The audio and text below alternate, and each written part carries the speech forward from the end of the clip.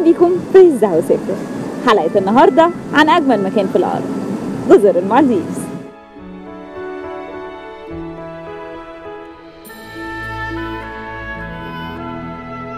انا النهاردة هقول لكم انا ازاي قدرت اسافر المالديفز 9 ايام ودفعت 5000 جنيه بس، غير تذاكر الطيران. المالديفز كانت من البلاد الغالية جدا، لأن ما كانش ينفع فيها أي سياحة غير على الجزر المتأجرة للفنادق والريزورتس ال5 نجوم.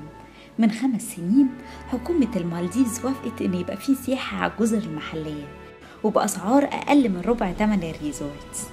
حلقة النهاردة عن كل حاجة انتوا محتاجين تعرفوها علشان تظبطوا رحلة المالديفز لوحدكم وبأقل تكاليف.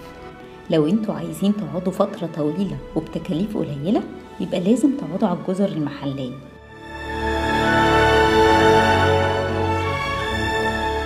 بندخل على سكاي سكانر عشان نحجز التذاكر. بنختار من كايرو تو مالي، أرخص وقت من شهر 5 لشهر 10. طلع لنا أرخص تذكرة ب4256 جنيه.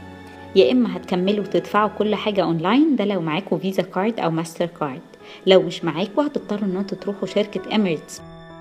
للإقامة في كذا ويب سايت ممكن نحجز من عليه، متوسط الأسعار 500 جنيه. برضو لازم قبل ما تحجزوا الأوتيل تقروا كل الريفيوز والريتنجز بتاعته، وتقروا الإكسبيرينس بتاعت الناس اللي قعدت عليه قبل كده.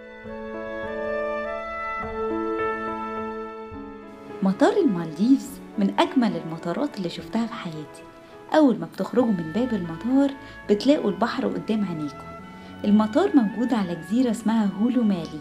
من الجزيرة دي بتاخدوا فري بدولار واحد حوالي 20 دقيقة المالي. مالي هي عاصمة جمهورية المالديفز، كلها على بعضها ممكن تتلف في ساعتين.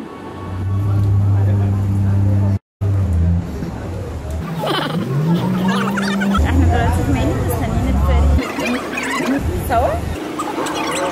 احنا هناخد فري تانية لأول ايلاند نروح. مفوشي بتتراح من مالي بفري ب3 دولار، فلازم تعرفوا مواعيد الفري من على الويب سايت ده.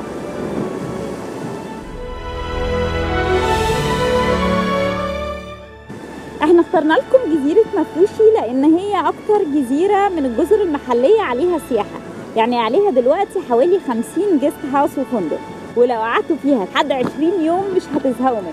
كمية الحاجات اللي ممكن تعملوها في مفوشي كتيرة جدا. لو انتوا عمركم عملتوا دايفنج قبل كده، مفوشي هتبقى بداية حلوة جدا للدايفنج.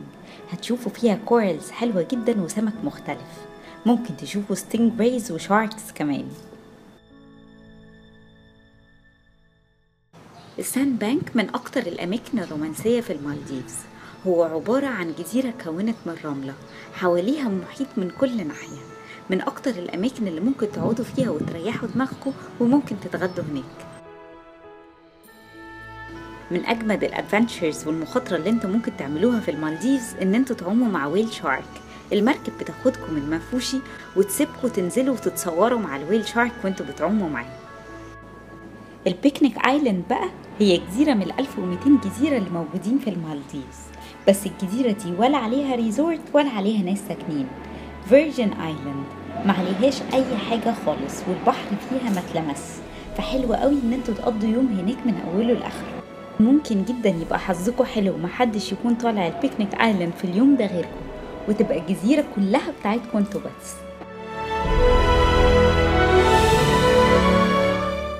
كل اللي بيحبوا الويند سيرفينج او الكايت سيرفينج او انهم ياخدوا جيت سكي هيلاقوها هناك في مفوشي.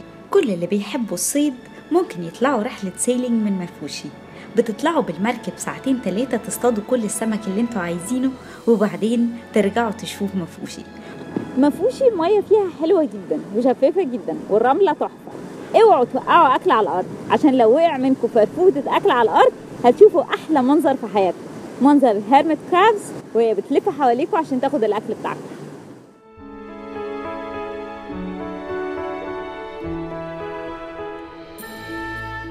بالليل الشاطئ كله بيبقى عبارة عن مطاعم للعشاء.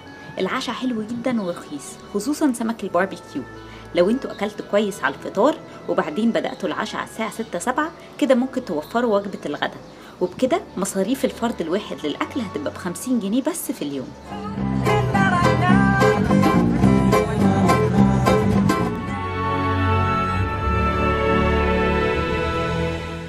خلينا نحسب الرحلة كلها هتتكلف كام لفردين؟